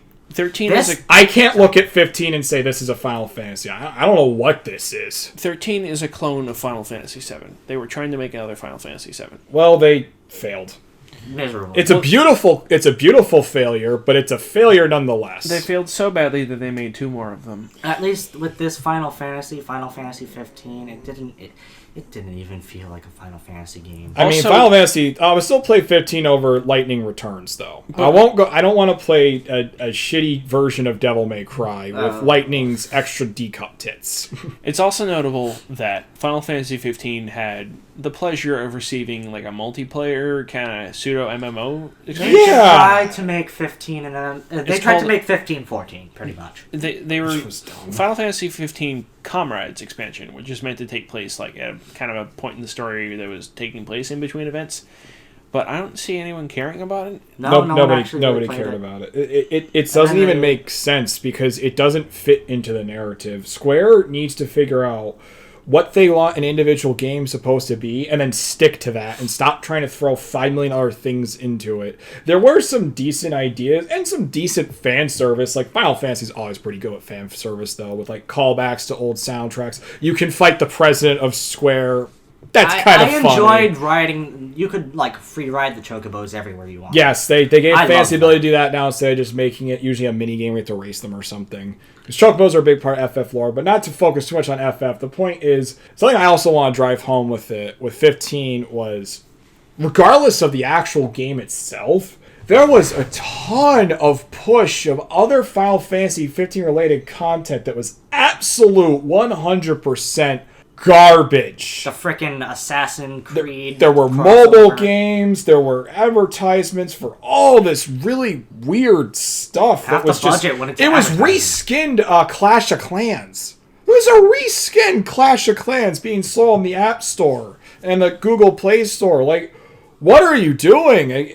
I don't know. They just needed the money that bad, and then throwing in the characters, Noctis and stuff, into whatever property they could get like a little contract with. It was They put Noctis in Tekken. Yeah. Oh, really? Yes. Yeah, they did. That's stupid. I mean, with his sword and everything. That's stupid. In a game where no one uses swords but him. It would have fit better in Soul Calibur if you want the honest truth. This isn't new. Final Fantasy 13-2 had N7 outfits you could download for free. Like Mass Effect N7, it was meant to cross-promote Mass Effect 2. They put in those outfits for the two main people of Final Fantasy 13-2. So they've always tried to kind of limply, like, say to their... Because Final Fantasy is always going to have a core audience of weeaboos, but then... That's the only reason 15 sold. Yes. The title. It didn't even sell that well in Japan. Keep in mind, no, Japan hates it. Japan is a place where every new video game is $90, and then they have, like, within a week, a lot of new games can be like $20. Yep. That's what happened to 15. There are pictures of 15 piled up on the shelves for $20 that no one's buying. It's the PlayStation Classic of JRPGs in Japan. It's not a JRPG. It's also notable that, back on the topic of DLC, another company known as Namco Bandai has a pretty pernicious DLC scheme for a lot of their games. Mm-hmm. What they do is, for example, they release a new Tales of game. And then they go and they release like $20+ of DLC for costumes that reference other Namco properties, other Tales of games. And sometimes even like what they also do is they include like the music from those games you could play during the battle. They also do that with Soul Calibur, and they do that with Tekken also. So they're a company that really knows how their butter is breaded in terms of that DLC scheme. They also do a thing where this isn't a paid DLC, but it affects game balance. They put on the store like usually like a free piece of DLC that makes the game easier. So they say, okay, here's like a bunch of healing stuff and a bunch of stuff that will level your characters up automatically. It's like they don't want you to play the game. They want you to just kind of have a fun time with it and not be challenged, which I think is really, really kind of disingenuous. Atlas kind of does the same thing there. With a lot of their games, they sell, like they actually sell the very easy difficulties and the very hard difficulties. Yeah. Like in the case of the last Atlas game I bought, Shin Megami Tensei 4 Apocalypse, they had these. I don't know if they were paid or not. I legit can't remember. But they had, a game that made it ridiculously easy, and then you couldn't switch to difficulty afterwards, and a game that made it ridiculously hard, and then you were locked onto that difficulty. So they would lock you on. And you couldn't make it any easier or harder on yourself. What companies also do, I just remember this example, is on the disc they include the English language soundtrack. And then, for like a limited time period, you could download the Japanese audio. It should come with dual audio immediately. Yeah, it doesn't even take up much space. I mean, sometimes there's an excuse. There was a spin-off of the Danganronpa games called Danganronpa Ultimate Despair Girls. I know what you were talking about. So what they did on the Vita version is the English soundtrack is default. It's a 2.2 gigabyte download for the Japanese audio on the PSN. Or sometimes they even sell you the Japanese language track separately because it must be a decently high. Selling it separately is evil. It must be a decently high quality recording because you can definitely compress that. Yeah, I'm actually kind of surprised they're practically giving you the raw. But the issue is, at least on the Vita, is the Vita was notoriously plagued by its memory card restrictions. Yeah. So therefore, a game, plus the fact is they had to manufacture cartridges, and it was more expensive to manufacture a cartridge with a larger amount of space. Until Nintendo figured out how to do it with the Switch, apparently. Although, there are a lot of Switch games that are being shipped on cartridges that... When you bought Final Fantasy X and X-2 Remaster on the Vita and the Switch, Final Fantasy X... the first one, is included on the cartridge. Final Fantasy X-2 is a download code. That's dumb. Yeah, also, this is something that was bothering me too. Spyro, the new remake, which is doing very well. Was Spyro Remastered Trilogy. I mean, yeah, it was I'm glad it came out. Reignited is actually what it's called. Okay. Spyro Reignited. You get the first game on the cartridge/disc. The other two are download only. Servers go down, you will never get the other two remakes of this game in its current form, and that disgusts me. People suspect, there's no real evidence confirming this, that they were only going to remake one. Then they saw how well the Crash Collection did, and then they went and hired out different studios to go and remake the other two games. I mean, I wouldn't... Spyro 2 and 3 were developed by Sanzero Games, which is a studio out of Japan that primarily is like work for hire. The first game was done by Toys for Bob, so there's a distinction. People often comment like the games kind of look slightly different. The character models in the second and third games look different. They hired like some artist from DeviantArt who made like what would the characters from 2 and 3 look like in the Spyro Reignited trilogy art style to work on character models for 2 and 3. All of a sudden, that's cool, but at the same time. So that brings me to the question then, because I haven't played it and refused to buy it on the principle until they release all three games in something I can purchase. I'll gladly pay $60 for like 3 different discs and like a nice, or even $100 for a nice limited edition. technically you can buy Crash and the Spyro collections together on one disc now. Really? But it still doesn't come with all the games. I'm not quite sure on that. I might have to check. I think he's gonna try to check that right now. I am, because I'm kind of passionate. That's an evolution of on disc DLC. Here's the rest of here's another game. That's like the reverse. Yeah. I mean, at least Crash comes with all 3 on the disc. Yes. And it's actually relatively cheap now, like $30 for the Crash. Yeah, no, the Crash one's fine. And I think all 3 were remade from the ground up. So. Yeah, they were. I think I at first thought they were HD ports and dismissed it. No, it was completely remade. By the way, a lot of this can be... You'll notice that within the most recent generation, there's been a term that's agreed upon via all AAA spaces, the Day 1 edition. I don't like the Day 1 edition. Yeah, see at the elaborate top more on border, that, because like, Day 1 I still don't understand what the Day 1 edition is. They Pretty want much comes with the Day 1 DLC. Yeah. So it comes with stuff that you can't buy until a lot later. Nice try. It says it right next to Spyro's part on it. Requires content download for full game. Okay. That's stupid. Right. But my point is, with the Day 1 editions, I think that's more or less just a marketing thing to get people to get psyched about, sucked into the hype of, I'm going to get it Day 1, I'm going to play the game, even then people get it Day -5 at this rate. Yeah, I Day 1 edition to me, when I first saw it, just made me think of first edition trading cards, which are always worth more than the later printings. Or the Magic the Gathering preview packs. Those preview packs actually aren't worth that much, trust me. People actually hate them because they have the timestamps on the art. Wizards does not do things right. Well, that is a whole nother topic. Can't wait till I get Yu-Gi-Oh! Oh, dude. Yeah. You're done. You're done, by the way. Get ready for... Oh, God, I don't want to know. But so, off that. What I was saying before, though, the Day 1 edition, what is it exactly then? Does it have anything to offer you? Pretty much comes with exclusive DLC that you can only get with that version. Isn't that the same thing as pre-ordering? More or less, yeah. You can buy the Day 1 editions of some games 2 years after the fact, with all the content still available. I mean, the version of FF15 I have is the Steelbook case, $80 limited edition, because you it came with your money. It came with the Blu-ray movie. Okay. So no, I didn't. Plus, it's worth more now. Okay. The Day 1 edition, though, that's worthless from what I've seen. It's just literally the same PS4 blue case with the Day 1 thing and Noctis flashing you for some reason. There's also, you'll notice that... It's actually worse art than my limited edition. Ubisoft also does a thing called Gold and Platinum editions. Oh, dear God. Eat your art. They don't call it Ubisoft. Game of the Year editions. They call them the Gold edition. Well, you'll notice they often do this on PSN. They say, you can buy the game, you can buy the Gold edition, or you can buy, the Legendary. It really depends on the publisher, but it amounts to that. WB does the same thing. WB Activision Destiny. Oh, no! Why did you have to bring that into this? Because if you're going to go into editions, then you're basically going into the Season Pass BS, and you might as well talk about it, because they're literally planning essentially that the Legendary versions, or whatever the hell you want to call it, I have a bigger, E-Penis Than You versions. Basically, if you buy this one, you get all the DLC going forward. That basically you're paying for something that's not even might made yet. Come out. It might. You might get it, but you're giving them your money now. Season passes are an absolute scam. Yes, they are. And they started with Call of Duty. There's one Assassin's Creed game. They actually refunded the season pass to players.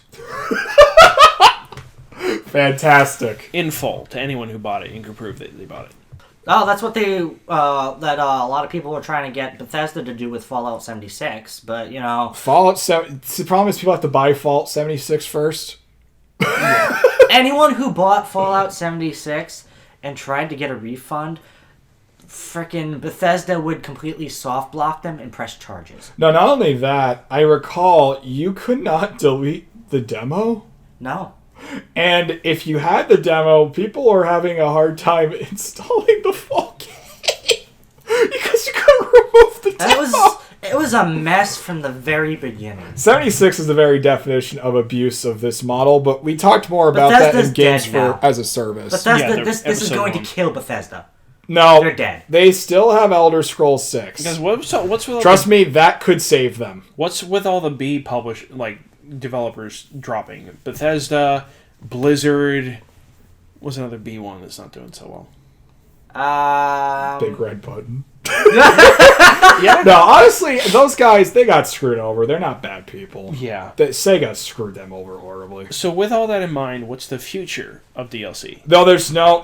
Before we get to future, we're missing the most important aspect of DLC in the latest few generations. Yep. Everybody's favorite loot boxes, loot crates, whatever you want to call it, aka how do we sell gambling to you where you don't get anything Star out Wars of it. Battlefront. So, as I stated, loot boxes, loot crates, selling gambling to gamers, basically, where you get nothing out of it. Before we talk about it, where did that originate? What was the first... CSGO. CSGO. Okay, thank you. They sold skins, they sold guns, stuff like that. And granted, it really wasn't bad because you could earn loot crates and loot keys by winning games. Also, TF2's crates. What's that? TF2 also did crates. Hats. Oh, yeah. Now, what was tricky about TF2 is you would get the crates for free, but you had to buy the keys. Right. Which was kind of a reverse of the situation. Yeah, it's just a scumbag. At least you got, with CSGO, it was kind of hard, but you can get everything by playing. Yes. So let's focus, though, on the actual initial concept of what loot crates are and how they are essentially the next evolution from what DLC was. So, let's reiterate here. Timeline. Expansion packs and downloadable services get you all new content in some shape or form. Moving forward to DLC itself. New content. Now it's just essentially add-ons to the game, not always necessarily a full story. Sometimes it's a map, sometimes it's a character, cosmetics, sometimes it's the full-on new campaign. Then going from there, we have DLC that is now being touted as download content, but really it's just a digital key to get something on a disc. So essentially speaking, you are paying more money potentially for something that you already paid for. Yeah. It's like buying a car and the motor has a big giant lock on it and it doesn't work unless you spend more money, or it just kind of sits there. It's a pretty paperweight. And then we come to the next evolution that is loot boxes, where essentially you are no longer paying for additional content that is guaranteed already on the disc or on your initial purchase if you bought it digitally. But now you are gambling to get said content, and you might not get what you want. And in the terms of gambling... well, you definitely won't get what you want. No. Well, algorithm says no. Magic 8 Ball, will I get what I want? Oh, wait, this is a bowling ball.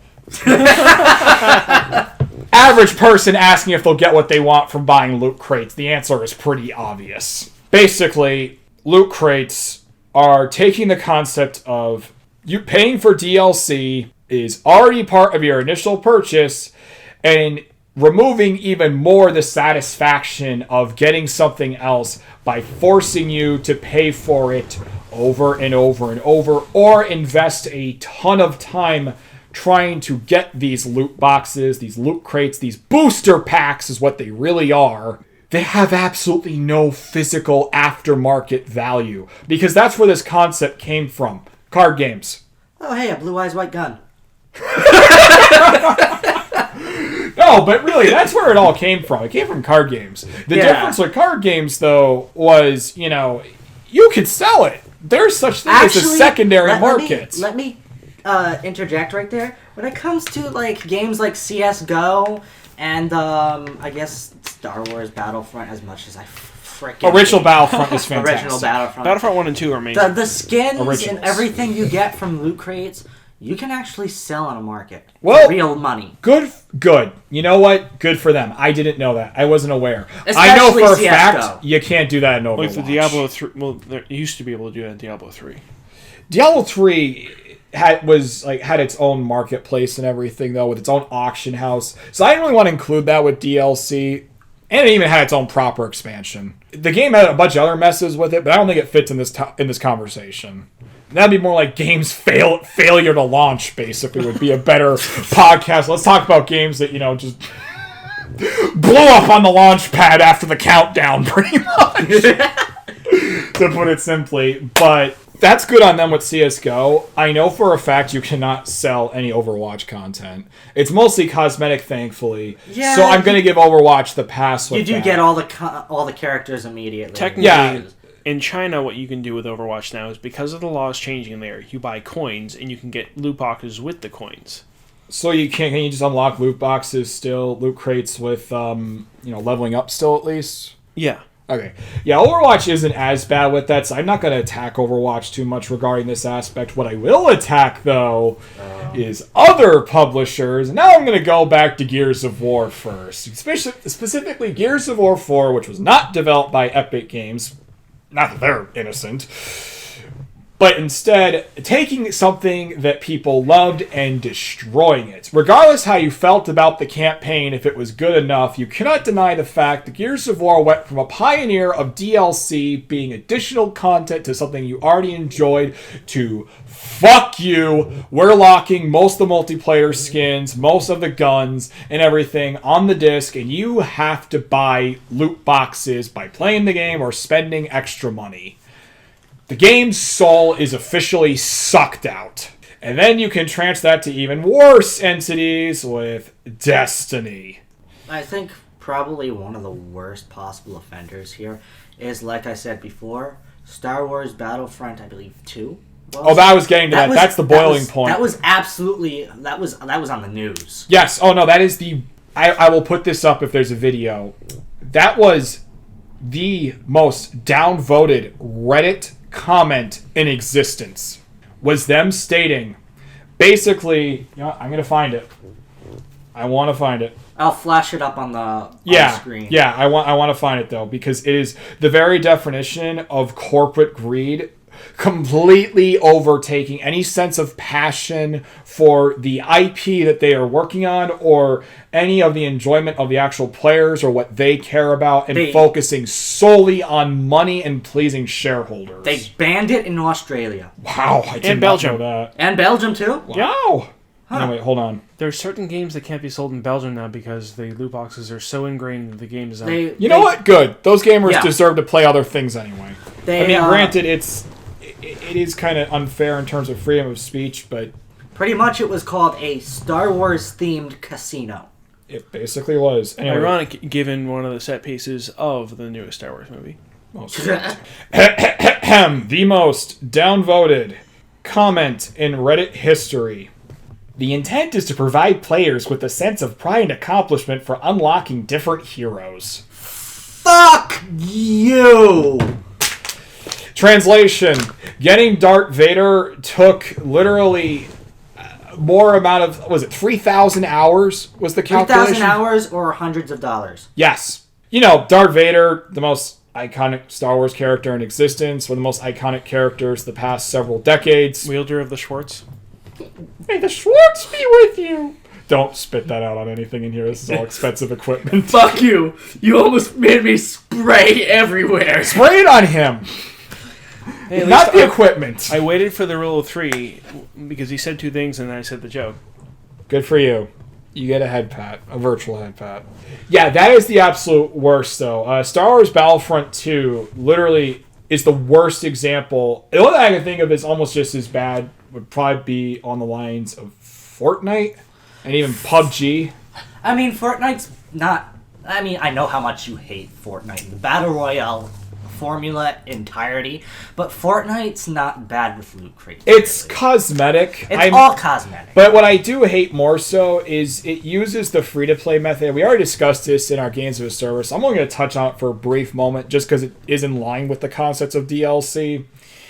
Is it utilizes the free play model to essentially convince you to spend money on their loot crates, to spend money on their digital currency, V-Bucks, and even more so, not even you as a, I guess I'm addressing more adults in this case, but children, which I normally don't really delve too deep into, but the truth is, ever since the App Store, it's exploitable. You can get mommy's credit card or whatever, and you can essentially spend hundreds of dollars on things that don't exist. Don't get me wrong, companies have always, of course, their bottom line was to make money. Yeah, we spent a ton of money as kids ourselves on things like Pokemon toys, but you know what?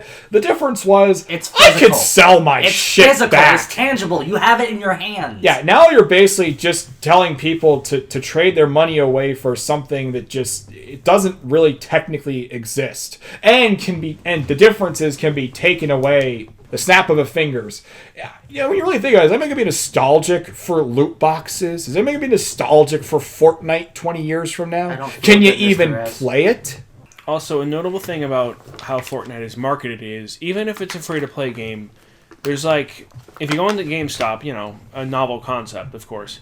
They have a big, right when you walk in, right in your field of vision is a purple Fortnite banner that is pointing down to quote-unquote physical copies of the game. But of course, in the box, I don't think you even get like a physical disc. You just get a code. You get a download code. You get a code for quote-unquote the game, which is already free, but you're effectively getting just a bunch of random crap and then the game that's already free. It is. I think that's pretty evil, because kids are like, I want Fortnite, Mommy, I want Fortnite. Okay, let's go to the store to buy Fortnite. You spend $30 for a game that's already free. I believe the one you're referring to, because I saw and it disgusted me, was this physical box for what was, it looked like some kind of like snow related stuff. But the way the box was promoted, like I could definitely see some unsuspecting parent seeing this and be like, "Oh, this must be the Fortnite game or the Fort Fight game," because they never get names right. If you don't know, then you're going to get scammed. Yeah, and it's even worse too. Is I mean, you know, what if they had it for a different system or something, whatever? You're just getting cosmetic stuff too. It's $30 by the way. Even then, it's half a game for probably cosmetics that cost less than that. For Fortnite,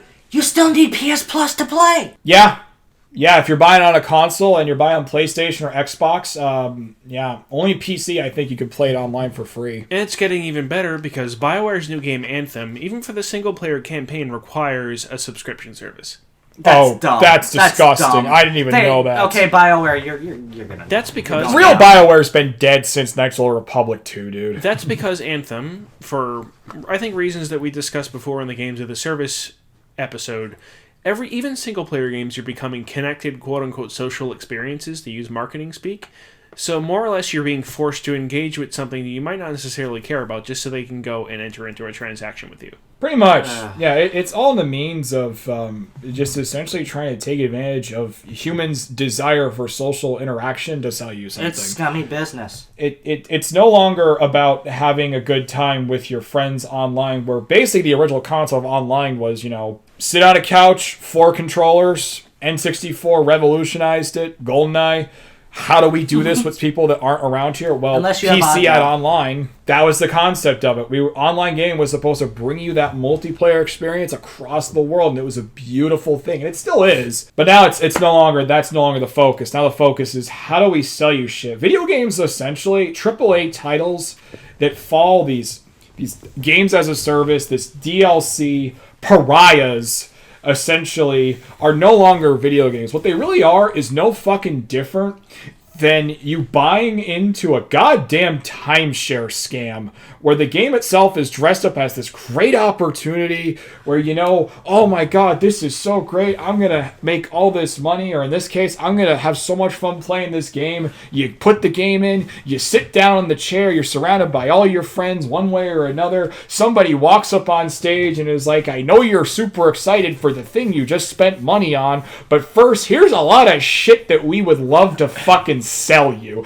And by the time the presentation is over, by the time you actually got to play the game, you sat through the super presentation, your timeshare's fucking worthless, and the game was half-assed, and you don't even get half the fucking actual content it came with. Wasn't that a SpongeBob episode? Yes! That also reminds me of, there was an old South Park episode, the one at the ski resort, where like half the episode is about the parents getting briefed about the timeshare, and they get like filet mignon for like 10 seconds, and then they get it taken away. Yep, I was literally thinking about that the whole time I was quoting this because I love Matt Stone and Trey Parker. So that doesn't surprise me. But yeah, no, that honestly, take any concept we're talking about here and go watch an episode of South Park and it sums it up perfectly. How long have we been going for? We're at an hour and 40 minutes, gentlemen. Alright, let's start wrapping it up. Yeah, we gotta move into the future now, which I think is gonna probably be the shortest segment because it's kind of bleak. Probably, let's just finish this all up. These wonderful pieces of DLC, what's going to happen to them in the next couple of years? Well, because of things like licensing agreements, we're going to go and see a lot of that not available for sale, or sometimes not even available for re-download. So, for example, you have the Cup Noodle stuff available in Final Fantasy 15. Yep. You have for example, Rock Band and Guitar Hero, like all the By the way, I didn't bring this up, but Guitar Hero Live, the last attempt for Activision to make another Guitar Hero game, was entirely based around the idea of like iTunes, but for Guitar Hero. Instead of buying individual songs, what you would do is you would buy like Guitar Hero coins. And then you can use that to like rent a song for a day or a week or whatever, or you could purchase unlimited use of the song. Oh my god, I didn't even know that. That is insanely disgusting. I hope Activision burns in a fire. Also, dude, I've hoped that for years. It's not happening. And they also tried to promote things like, you could play this playlist of songs that we're promoting currently for free. And then my god. It was such a bomb. The game itself, and plus the Guitar Hero Live service, was such a bomb that anyone who purchased it after December 1st, 2017, and has proof of purchase can go and get a full refund for the game and anything you spent on it. Wow. I liked Rock Band with their iTunes Store approach because they gave you a game with a lot of really good songs for the demographic they were pushing towards, all different genres, and then a lot of the downloads that came out actually were timed with like new albums. As a fan of Disturbed, for example, I got to sing a ton of Disturbed songs. That made me happy. They came out right when the actual albums came out. That was cool. But you still had a game with a great track list. Plus, Rock Band Network allowed people to go and make their own... No, so they prevented piracy in that regard, so it didn't turn into a Stepmania situation. Although you could still just download Frets on Fire. Or nowadays, Clone Hero. Clone Hero, yeah. I'm going to do a video on that eventually, possibly. Then you have situations where... I put this in the outline, but remember the Yogscast character who is in Sonic Transformed? Even though that was for charity, I don't think that necessarily is going to stick around forever, unless the guys are just keep doing it. No, it's not going to age well. Plus, there are also situations like, there is a game on Steam called Speedrunners that includes 4 DLC characters that are based on famous streamers such as PewDiePie and Markiplier. Wait, really? Yes. I did not know that. But I haven't played They are Speedrunners playable in a long character time. games. They are playable characters in the game Speedrunner. I like fan service. How long is that like? What kind of contract did they sign? I don't know. I like fan service when it's done to give somebody a little something extra to something that's already a good product, but... Putting someone actually in the game. It's at this point, it's like, do you even care about, the actual passion behind your idea, or is it just to crunch as many numbers as possible? There's also such amazing games as... this is kind of straying from DLC, but there are entire games that get removed because they were meant to go and sell something. Like the Scott Pilgrim game can't be resold in any way, unless Universal says they can, because it was meant to promote the movie. Yeah, if you have a PS3 that still has that game on it, it's worth a lot of money. I'm sad you can't read Hundreds. At least now we can't only hack it and throw it back on there. But yeah, you could never officially download it again. I remember now, but there's a game on Steam right now called YouTuber's Life. Oh, no. That is all about being like a YouTuber. I don't know if it's like licensed to use YouTube in that context, but I am somewhat concerned about like how that is going to fare. I mean, if it's just a silly concept, I don't see the harm in it. I mean, you make a game about anybody else's life, YouTube is now technically a career.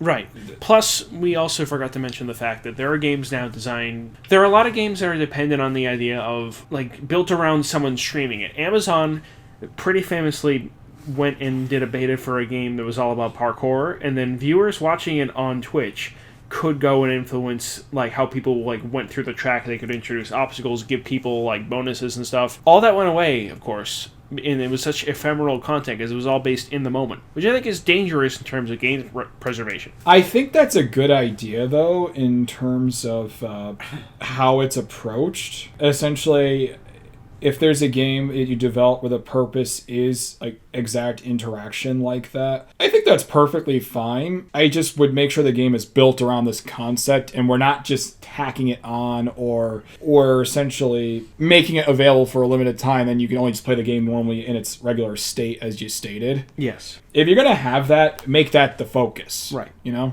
So, I mean, Twitch Plays Pokemon is not legal, but it's fun. People enjoy it. So what we're seeing now, also this ties into the topic of game streaming. We already have services such as PlayStation Now that allow you to go and play a game just straight off of Sony servers. That really is just a bad feature right there. So DLC, as we said in the outline, it might necessarily be as we know it. It might not necessarily be like a download key you download or even like a 4 gigabyte download or whatever. You're just getting it off of... It's just going to be in the game, or they're going to update that version of the game that you're playing to include it. And then what we might end up seeing is, okay, you subscribe to PlayStation Now. What if you can get PlayStation Now Plus? It's already $20. But my point is, what if you could get the Game of the Year editions of these games with like bonus features and stuff that only if you... Effectively, you're paying for like a cable package, but for video games. You can only get the super duper editions of a game if you pay an extra $30 a month. Yeah, pretty much. That's exactly what that is. They would love to do that, even if it would devalue a lot of the stuff in the games. Of course they would love to do that, because in the sense of, especially with the AAA industry, again, they are thinking more in the terms of the business suits like cable companies, where like, how do we strong arm people into paying for this stuff? And I think in terms of a generational difference, we as being part of millennials and then Gen Z moving forward there, you might not realize it, we have a lot more say and control over our media than we ever have in a very, very long time. Before your parents, your grandparents, it was whatever X company was putting out, and that's it.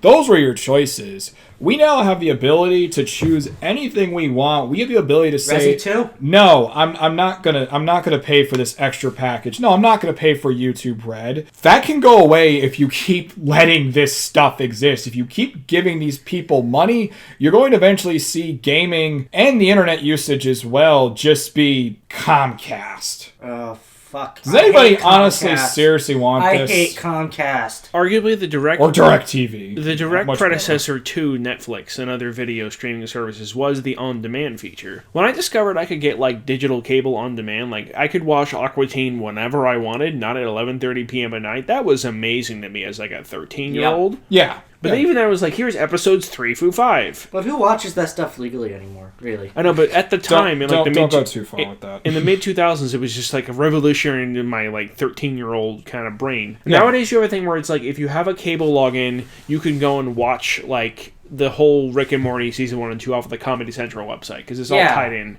Like Viacom has an agreement with Comcast to let you do that. Rick it's the evolution of that. By Cartoon Network. Actually, it's owned by Adult Swim, not Comedy Central.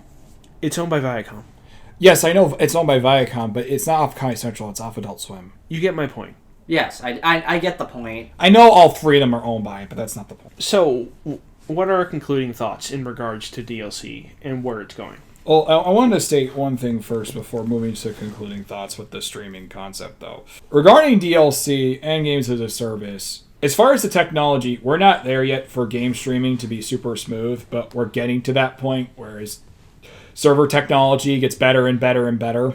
It could be a real threat to... It's a threat to your freedom, Yes. in my honest opinion, because of the fact that game streaming... We already know we have streaming services like Netflix, and we're already being kind of shown what happens when things have a limited run on Netflix and then they get pulled down. Same thing with Hulu. Mm-hmm. All these limited time stuff. It's destroying the whole point of these streaming services to begin with when corporate greed gets involved with it again, where you don't get something for the entire duration. Originally, get the game, play the game. DLC starts to happen. Now we have digital downloading.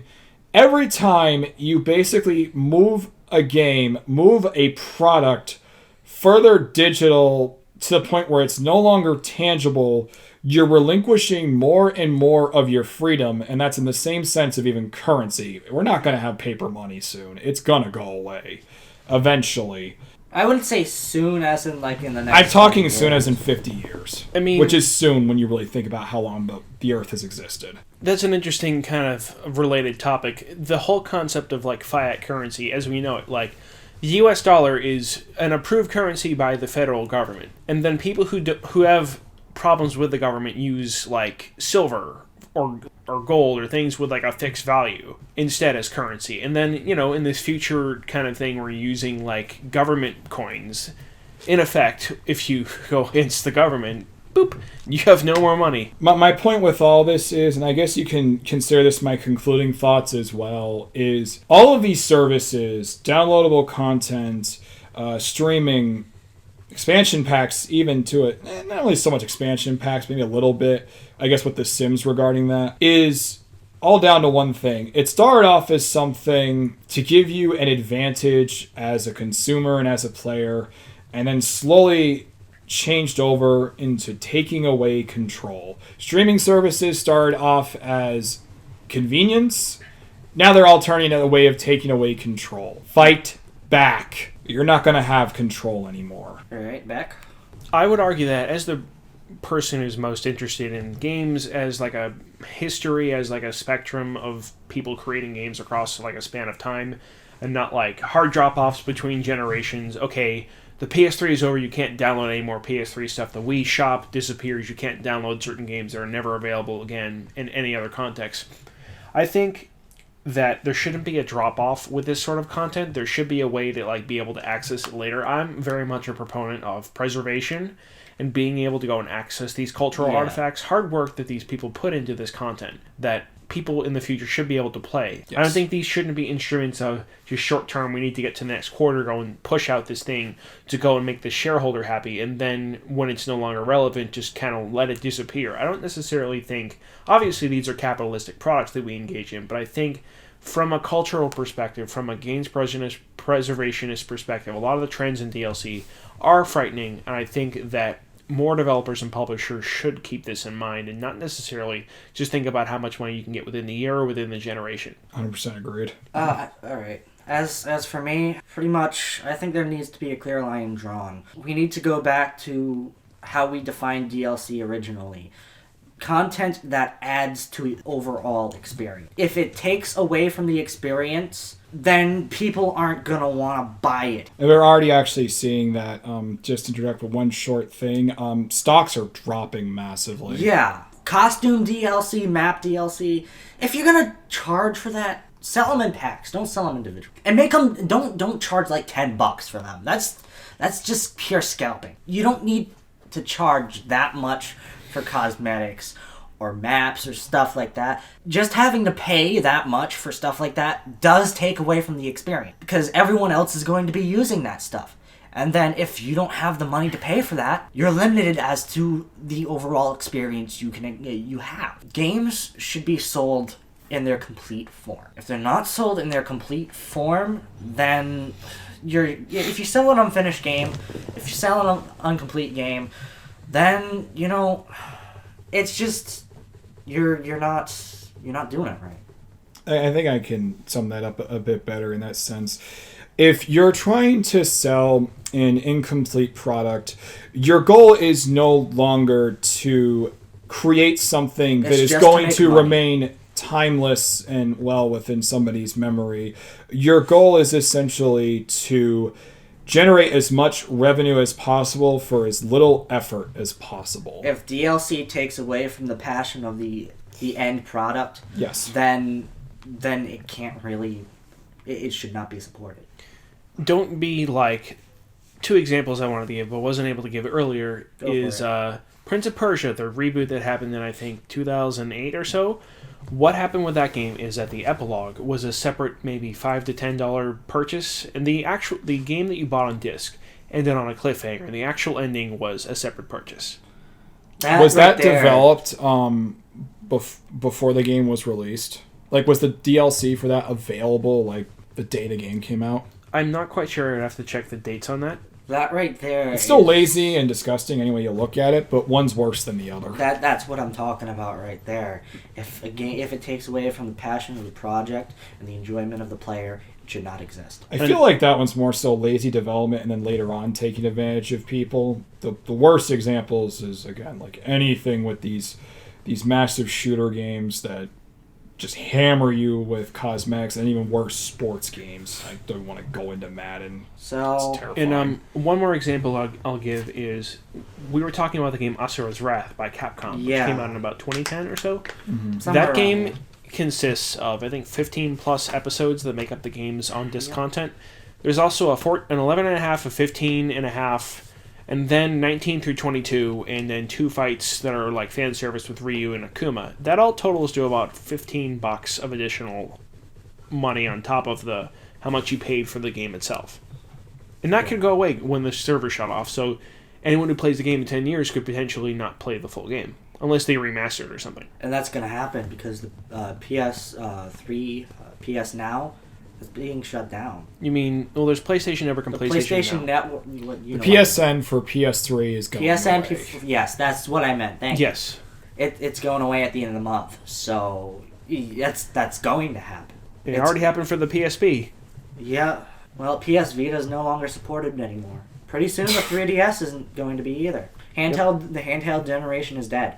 Well, Switch, I think, found a nice happy medium to keep it alive for a while. But yeah, we're not seeing any more successors to the 3DS, and that's painfully obvious. So, getting the Switch Mini. Yeah, getting back onto I'm it. happy with my March. Is there anything else that's left to say? No, I think that just about basically covers it. One thing I would say, I guess, in terms of he was talking with like buying special editions, one thing that bothers me too, I want to add real quick. Limited editions, collector's editions, they do still come with cosmetic items. They need to stop promoting a limited edition to come with also on disc or in-game DLC. Fallout 76. Yeah, that especially. Look, I bought your limited edition. I paid more than $60. I want a figure. I want an art book. I want something tangible. There's just no reason to spend extra money on a limited edition to get things I cannot physically touch or resell that you already developed for the initial game and then are trying to keep away from me. It's disgusting and it needs to stop. All right, that's all the time I think we have today. We discussed everything we possibly can. Now, I want to know what you guys actually think. We've basically really covered TLC as what we honestly think is going into a very dark, depressing era. What are your thoughts on this? What can we do to improve the way DLC is going forward? Can we vote with our wallets in stopping companies with these greedy tactics? Can we think of better ways to utilize DLC? Let me know in the comments section. Let me know anywhere you can possibly leave information. Join the Discord. Tweet us. Yes, join the Discord. Tweet it. GamerRez, TTV. I'm JVRJ. Defback. All the links and everything will be below in the description. All right, that's it. Till next time. Thanks a lot. See you later. See you later.